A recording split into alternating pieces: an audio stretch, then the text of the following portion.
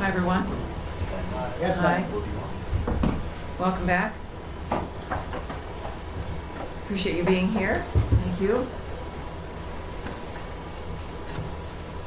When that happened, I asked Ashley. What does it say? We're good? Great. Welcome aboard, everyone. Thank you again for being here. For generations, the Middle East has been dealing with the world's largest state sponsor of terrorism, with the attack on Israel on October 7th by Hamas, reminding us of what's at stake. Due to the wisdom of the American people, President Trump's election to a second term has offered the world a chance to see an American leader committed to solving many of the world's existential threats with determination. Now, as the conflict between Israel and Iran continues, President Trump has also been clear that Iran cannot have a nuclear weapon. Secretary of State Marco Rubio has also stated that fact, as he has traveled the world working to implement President Trump's vision of peace and security.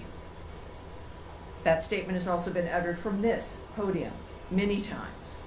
The fact that Iran cannot have a nuclear weapon is clear.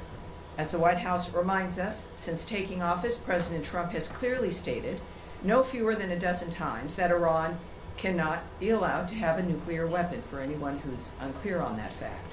President Trump has made the same pledge no fewer than 40 times before taking office, even as far back as 2011. One of the highest priorities of the Trump administration is the safety and security of the American people. To that end, the Department of State has established the Middle East Task Force to help coordinate support for U.S. citizens, our U.S. diplomatic missions, and personnel and diplomatic engagement. The task force is operating 24 hours a day. Over the past week, to help keep U.S. citizens informed, we have issued more than 30 security alerts to countries in the region and updated the travel advisories for Iraq and Israel. We remind U.S. citizens not to travel to Israel or Iraq and not to travel to Iran under any circumstances. We continue to monitor the complex and rapidly evolving situation on the ground as we continue to assess and address the needs of U.S. citizens. We urge all U.S. citizens to regularly visit travel.state.gov for the latest travel advisories and security updates, and to enroll in the Smart Traveler Enrollment Program, also known as STEP, to receive timely alerts and guidance from the State Department. For Americans needing assistance, and there we have a bit of the website there for you, call +1 202 501 4444.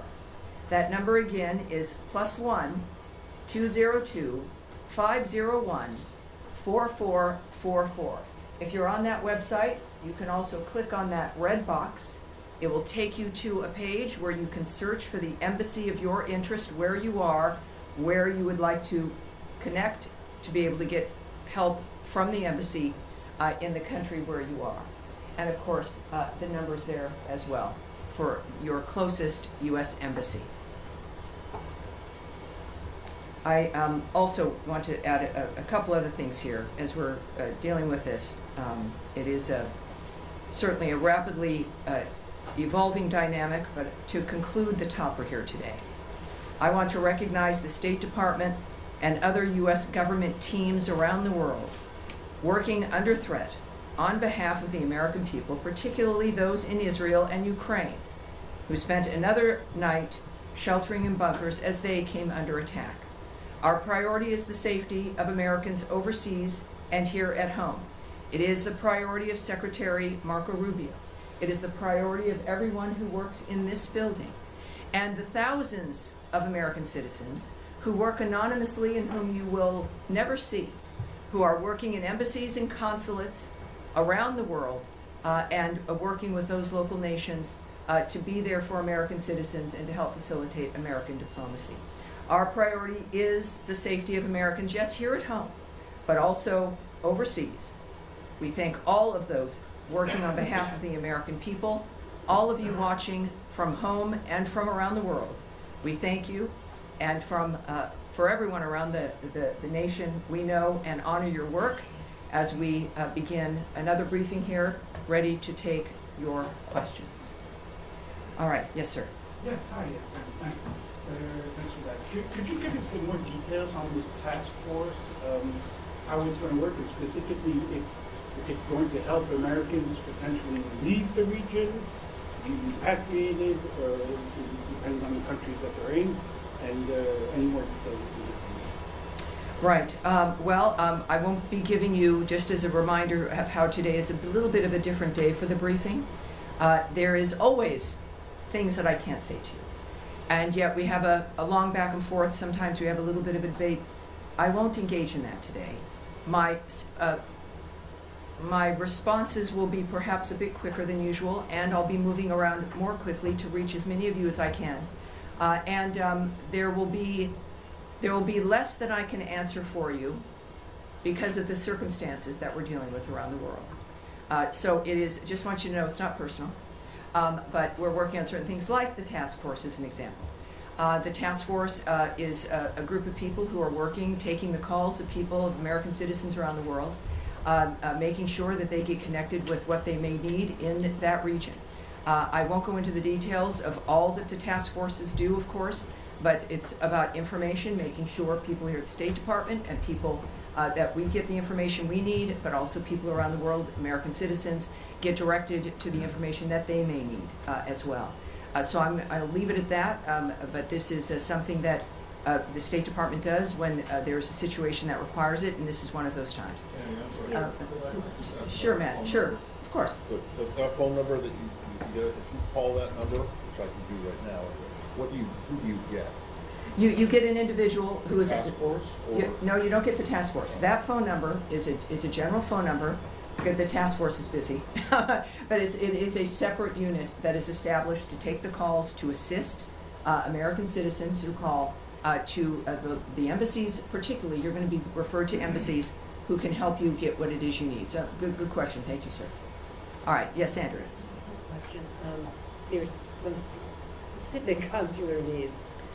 One in particular that I'm aware of, and there may be more than one, is an American citizen in Iraq, where there is no embassy, no consulate. Mhm. Would that be a Swiss protectorate? Would there be other options? Does consular affairs give any advice as to what to do about Americans right now stuck in? I can't speak bad to any places? advice or information regarding individuals in Iran at this point. And what about American Israelis or Israeli Americans either wanting to come out or wanting to get back home? El Al, I believe, has resumed flights in some small measure for people who, some people have kids in Israel when they were visiting the States, and they're American citizens. Is there anything that they can do? Where should they call this number? Well, obviously, if you know, and we encourage every American, when you travel, is to contact your local embassy or consulate, let them know you're there, make sure you know where they are, have those numbers, and that's what I would recommend, no matter where you're traveling, but certainly in the Middle East, is know where those entities are, know where the embassy is. So if you're in Israel, obviously it's Tel Aviv or it's Jerusalem. Well, they will answer their phone. So there's contacts that can happen in the midst of all of this. And of course, I think that's the advice for wherever you are. But clearly, if you're in a certain area, it's obvious in this case that there are certain limitations in that region, and that contact the embassy, the one that is nearest to you, and you will, at the very least, make sure they know where you are, but also they will give you some options for the plans that you would like to make. Yes, Humaira. Tammy, I understand your limitations, but I have to ask this. I know you do. It's your job, and I appreciate that. I'm here to take questions, not necessarily always answer them. Yeah, last Yes, time ma'am. President Trump said he wants a real end, not a ceasefire. So does the United States support or pursue regime change in Iran? Or are we just talking about dismantling Iran's nuclear enrichment? And would that include the United States helping Israel strike forward? Well, I'm certainly not going to characterize what President Trump says or tweets, for that matter. He doesn't need characterizing. He's one of the most transparent, one of the most clear individuals that we've known. I think that we can take his word for his word, but I'm not going to speculate on, in a larger sense, what that would mean. That is up to the president. He is the singular guiding hand about what will be occurring from this point forward, as he has been, and I think that dynamic is pretty clear. He says he wants an end, as he has said about every conflict that he has, as a peacemaker, worked to stop peacefully through diplomacy. That has been his commitment, and he wants these things, as he said about a number of situations, not for a month or 6 months, but durable ends to this nature of forever wars, and that has been his posture, and that's his posture now. Okay, I have an easier follow-up. Yes, ma'am. How many people... I'll take a hard one too, I'd say. How many people so far have contacted U.S. missions in Israel or elsewhere, American citizens, seeking help to depart the country that they're in the Middle East? Yes, I won't discuss those details or the numbers involved with the Are you embassies. guys planning to facilitate charter planes to get people out or military evacuation? I will not discuss what our plans are in that regard. Yes, ma'am. Just to follow up on that really quickly. Sure. Are you guys considering at all operations that would help Americans who want to leave the region from evacuating? I know that our commitment is to the safety and security of Americans around the world. All right? Yes, sir. Yes, sir. Go ahead. Tammy, would the U.S. government like to see regime change in Iran? First of all, I'm certainly not going to remotely address that. It would require me to speculate or speak on behalf of the president, which I will not do. What we've seen, though, is clear, is months and repeated statements that all he wants is a peaceful world. His activity and the nature of the actions that the United States has taken, and his special envoys have been rooted in one thing, which is negotiations, looking for diplomatic solutions to generational problems that he wants solved diplomatically. That has been his constant posture, and there has been nothing that has changed in what he wishes for, what he would hope to accomplish. And so, of course, that's not something I'm going to address. Is the U.S. government and the Israeli government on the same page when it comes to the intelligence about Iran's nuclear weapons? That is a question for the White House and perhaps the NSC. That's not something I can answer here. Nadia. Thank you, Tammy. The president said he wants to see Iran offers unconditional surrender. I'm not going to ask you to comment on the president's statement, but I'm going to ask you if the secretary is involved in any kind of diplomatic missions with his allies, with the Germans, with the French, trying to offer something to the Iranians as a way out. Well, I again would not speak on the details of any diplomatic conversations if they occurred, between whom, what those details would be. We know, of course, the Secretary and the President were at the G7. Their constant work from the moment they came to office has been to, and certainly Secretary Rubio, was to open up conversations and to lead the world through diplomacy to make a difference. But that's the only thing that would guide me when it comes to the nature of the decisions they're making at this point. Yes, ma'am. Without getting into the details of the conversations, is the door to diplomacy with Iran on its nuclear program still open from the U.S. perspective? That would be a decision made by President Trump. Have you heard from the Iranians signaling interest in continuing discussions? That is not something that I can speak to. Yes, ma'am. Going back to the conflict piece of this in Israel, the latest security alert from the embassy there still says that the embassy is not in a place to evacuate or directly assist Americans. Do you have any timeline on when that might change for the Americans who are stranded in that country? And just looking at how quickly the security situation has changed there, the travel alert was raised to a level 4 from a level 3 for the entirety of the country.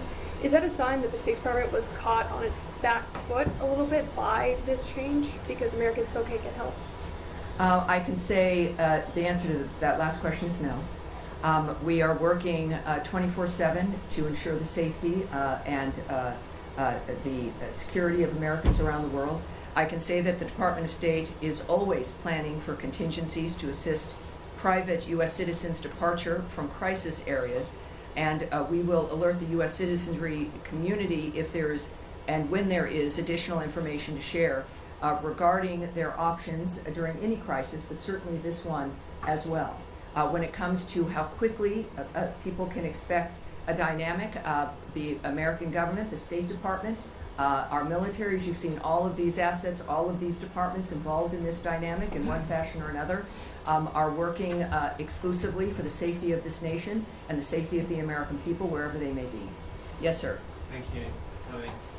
At the top you said that you're advising US citizens not to travel to Israel or Iraq or Iran under any circumstances. Do you have any more general guidance for Americans in the Middle East, more broadly as a region? Are there other countries that you're advocating people depart from?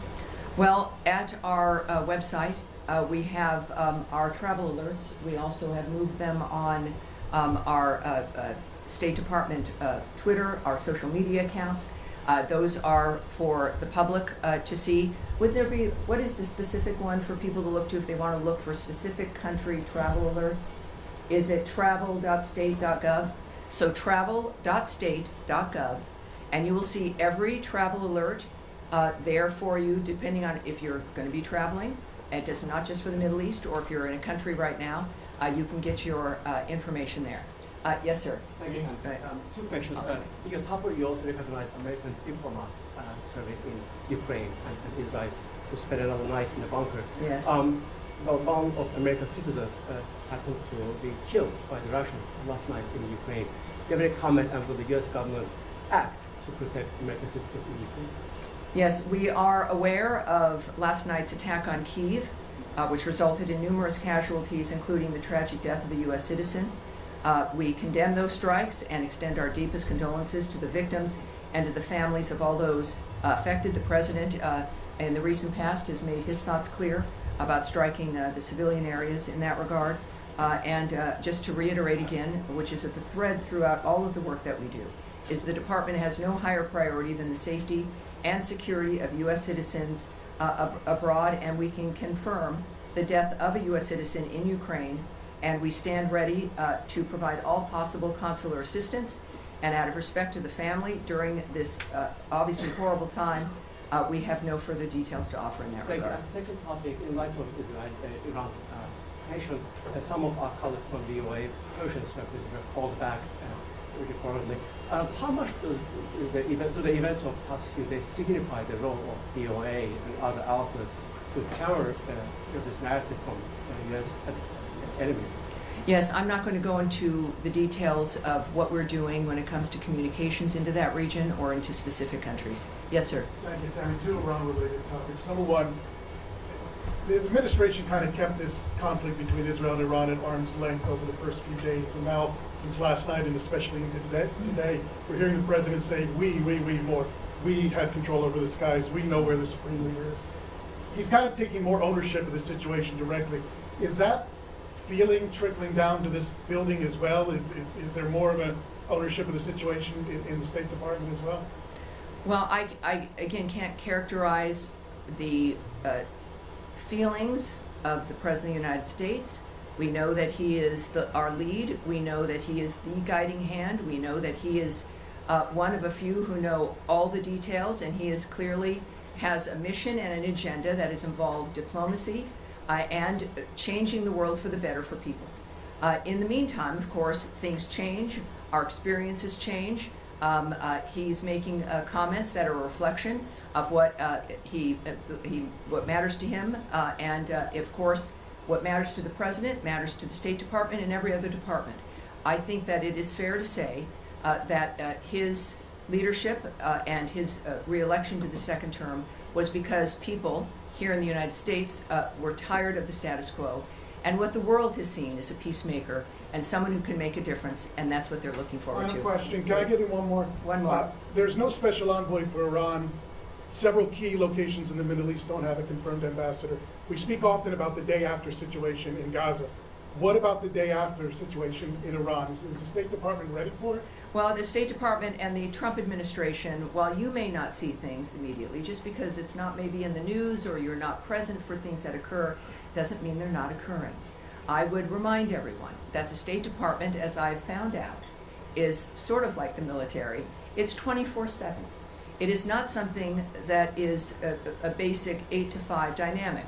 And it's because people are working around the world constantly. It is literally their mission. Personally, their work is what they do and are committed to. So while you may see a certain thing in a static framework, it doesn't mean that we have not worked on that or are not working on that or that things will begin to happen. So it's just a reminder that it's not about the day after. We are working before, during, and after. It is the anticipation of people with history and an experience when it comes to the history, not just of a building and of a department of the United States, but the history of people working on diplomatic issues throughout the world. And they work for this department, they are committed to those issues, and that is what makes the State Department so effective, in addition to the leadership that is afforded by Marco Rubio, as guided by Donald Trump. Yes, sir, you've been waiting. Tammy, the NATO summit is in The Hague next week. Yes. President Trump and Secretary Rubio came back early from the G7 summit because of the nature of what's going on in the Middle East. If this situation is still unfolding next week, should we expect some kind of changes to the delegation, changes to travel? Should we be anticipating that if the situation is still ongoing? You know, I can't tell you if anything will change. I know it has not so far, but as we have experienced from day to day or even sometimes hour to hour, things do change. This is a very dynamic event. We've all had our special situations that we're interested in, and we all want diplomacy to work, and we've been cheering on summits and ceasefire discussions, etc. This is something that is moving, as things tend to, very rapidly. So I would say that anything is possible, but at this point in time, that is still certainly on the books. But that's going to be obviously that's a presidential trip. That's going to be up to the White House, and I'm sure will be affected by their decision making based on what they see. Yes, sir. Thanks, Tammy. 2 questions, please. First of all, can you tell me, sir? Yeah, Alan Fisher from Al Jazeera. English. Very good. How do you do? Fine, thank you. The U.S. intelligence assessment on March 26 was that Iran was not working towards a nuclear bomb. What's changed? That the U.S. position seems to be that it was very close. Well, again, I can't speak to intelligence assessments, what may or may not have changed, or to the fact that it is President Trump and his team who are seeing things that matter when it comes to the decision making, and I think that that's what's happened here. The second question is if the president in his first term was willing to give the Taliban 18 months to come up with a deal, why was it only 60 days given to the Iranians to discuss something which is much more complicated? Again, I'm not going to discuss the details of the decisions made by the president. Andrea? I'm just saying that was Tulsi Gabbard's testimony in open session to the committees. Well, yes, and as I've noted, today is not that day. Next, yes? Yes, sir. Tie in the white shirt. Is that you were just suggesting that? Andrea, we're moving on, please. Let's please be able to manage this. Sir, in the back there. Thank you, ma'am. My question is, the other week we were talking about the negotiations between Iran and the U.S., and the president was very optimistic about it. And now, drastically, everything has changed, and we are talking almost about a full-scale war between Israel and Iran. How do you name the procedure right now? Has the negotiations failed, or how can we name it? My second question will be, the Iranian state TV has been targeted by the Israeli Air Force. How do you see that? Do you see a state TV channel as a legitimate target? Well, you'd have to ask Israel about their decisions when it comes to the choices with what they strike and what they don't. And on your first question, which now is already, what was your first question? My first question, after all this, after these escalations, how do you name Oh, well, the I would say that you would look to the President of the United States for how he is characterizing what has occurred. And he is very open and transparent with that, and does it with his many conversations with the media and also on Truth Social. He is clearly accessible, certainly with his remarks, and he has said a number of things on social media that I think might answer your question. Yes, Saeed. Thank you. Very quick question on Gaza. Of course. Well, yeah. Are we continuing Well, still I with answer- I will come to you on Gaza, Saeed, I promise. But Yeah. let's continue with the topic at hand. Thank So you. yes, sir, in the back. Thank you so much, time. Two questions. One question on Iraq related to Iran. Iranian-backed groups, the Department threatens the U.S. against interfering in the Israel-Iran conflict, which they said any American intervention in the conflict would prompt the group to target the U.S. interest across the region. Have you reached to the Iraqi government, and what's your message to these groups? And the second question was the State Department's assessment of diplomacy. Have you put diplomacy on the side, or you still believe that diplomacy can work with Iran? Well, again, I'm not going to comment on the nature of how the White House or the President or the DOD will respond to certain remarks or demands made by someone. So you'll have to ask the DOD regarding their reaction in that regard. I would also, though, I know that the President's Truth Social, he's made it very clear, even I think today, and I think I've got that right here. This is, again, one of the things we've learned about President Trump is that when he tweets, when he speaks, the world watches, and it's the most clear framework that we can learn of his approach. He has, I don't know if I can get to the exact one, but he has made it very clear that, oh yes, here we go. He has noted that we don't want missiles shot at civilians or American soldiers, or our patience is wearing thin. Thank you for your attention to this matter. He is making it clear, I think, here regarding certain choices on the ground that are being made, and that what we've asked for regularly is, and what he has made clear is that we were not a part of the initiation of this, certainly. We're not a part of Israel's attacks on Iran. That I think was stated very clearly by both Secretary Rubio and the President. And that's important for them, for people to know. And in this case, of course, the President has made it clear that if Americans are hurt, or in this case, a missile shot at civilians or American soldiers, that there would be a repercussion. I think that would not be surprising. All right, we'll go back. Well, more on Iran, we'll close with you, sir. Thank you so much. Could you tell us about the role of partner countries in mediation efforts with Iran, like Mohammed Salman of Saudi Arabia, Qatar, and UAE?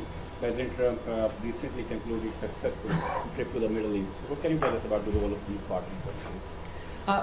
It's clearly he went with a goal in mind. He makes deals. He's the best deal maker in the world.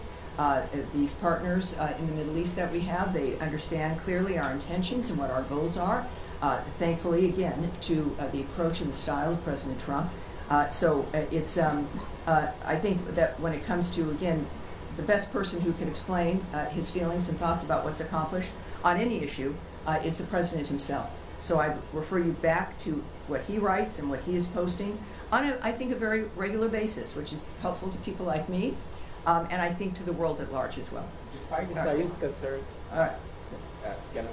despite Israel's concerns, President Trump is still trying to negotiate with Iran for a nuclear deal, showing that his priority is peace in the region. President Trump has once again recently offered to mediate on Kashmir, but the Modi government says that they don't need Trump's help. Does President Trump need Modi permission to bring peace in South Asia by resolving the Kashmir issue? Well, yes, this is every country, as President Trump has stated, is a right to define its own future. He offers his help, and it's up to whoever he's offering it to whether or not they'll accept it.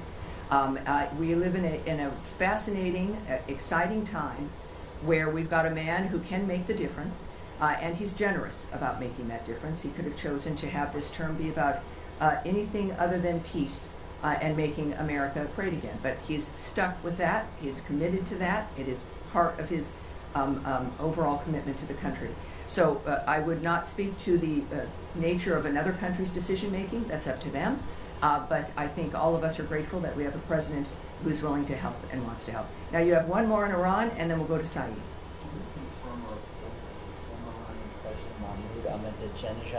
Has been killed in Tehran. I can't confirm that or report on that or discuss it. All right, thank you. Saeed. Thank you. Very quick question. Yes, sir.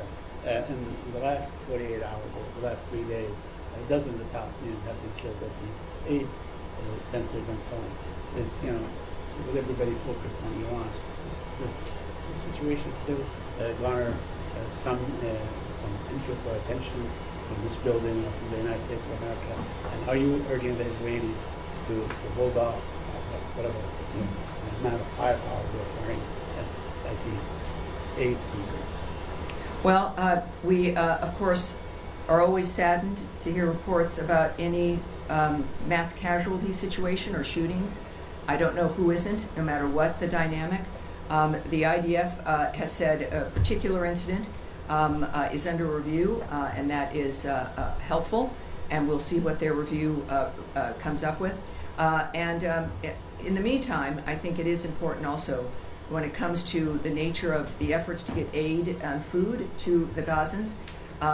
We now know, can report that the Gaza Humanitarian Foundation now is working at 4 distribution sites and has distributed nearly 26 million meals to date.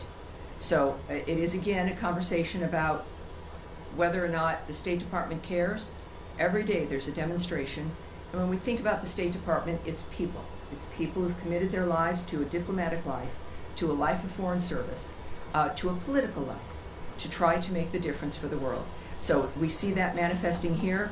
And as we also know with today's events and today's conversations, there's a reason why we need people like President Trump and the American commitment to peace abroad. All right?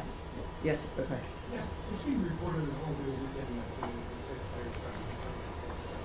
the actually the president will expand the travel ban to 36 other countries. A lot of them, from what I understand, are on Africa. There's already 19 countries that are affected by the travel ban to a different extent. Can you share any details, elements you have on this plan? I can speak a little bit about it, not into the detail of what, about the decision making or the process in that regard, but we are of course committed to protecting our nation's citizens by upholding the highest standards of national security and public safety through our visa process in particular. as laid out in President Trump's Executive Order 14161, protecting the United States from foreign terrorists and other national security and public safety threats, the visa adjudication process has got to ensure that U.S.-bound foreign travelers do not pose a threat to the national security and public safety of the United States. That is, I think, a very low bar, and is a bar that every nation should be able to adopt. To protect the national security and national interests of the United States and its people, the Department of State and other U.S. government agencies assess other countries' security capabilities, information sharing, and identity management practices, exploitation of the U.S. visa system, such as overstay rates, and failure to facilitate the repatriation of their removable nationals. So, noting where a country, perhaps as you did, is located, the geo position, the actual location of a country, is not a factor, or what continent that country is on. These are about very specific aspects about whether or not the United States feels it can trust the information we rely on those countries for to determine whether or not they'll get a visa. We don't, we rely on the vetting and the presentation of information from other nations in order to say, yes, you can, or you can't come. In this particular instance, I think that it's clear as we're looking at providing a period of time, countries being told if they don't get to that point where we can trust them, and they've got to change the system, update it, do whatever they need to do to convince us that we can trust the process and the information they have. So that is the goal of this. The Secretary will have the discretion to determine whether or not someone is on that list, as we then also continuously vet the nature of what's happening within these conversations. And the goal is so that we can all move forward, so that people can come to the country. Can I follow up And on that that's real- our goal. All right. Can I follow up on that real quickly? Yes, sir. Yeah, but I don't know why you're so far in the back. I'm far away in the back, I'm sorry. I was gonna- NPR, yes. Yes, just following up on that, there was a deadline given for these 36 countries tomorrow to come up with their action plan. I wonder if you've heard back No, from any of them yet? that's incorrect. I can just tell you that that's not correct. The fact is that they will have a considerable amount of time to rectify whatever the situation is that the State Department has determined is affecting the nature of our trust in how we issue a visa. All right? Yes, and we'll take. Yes, sir, with the beard there. Yes. Has the United States... Can you tell me your name, sir, and your outlet? Mustafa Abdul, Shafaq News. Okay, welcome aboard. Thank you. Has the United States received any official request from Baghdad to help prevent Israeli overflights in Iraqi airspace? And what is Washington's response to such a request? Again, you would need to speak to the Department of Defense and the White House regarding that. I won't speak to the details of conversations, certainly about anything of that matter involving any country. And I think that will be it for today. As we return, thank you all for your patience, and I expect to see you again later in the week. Thank you very much, everyone. Thank you. Appreciate it. We only have half of the journalists, that's okay.